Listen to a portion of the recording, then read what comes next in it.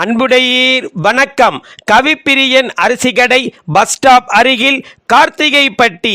எங்களிடம் இட்லி அரிசி, சாப்பாடு அரிசி, ராஜபோகம் திடமரிசி பழையது மற்றும் அனைத்து விதமான அரிசி வகைகளும் தரமாக 5 கிலோ, 10 கிலோ, 26 கிலோ சிப்பம் என மொத்தமாகவும் சில்லறையாகவும் கிடைக்கும்.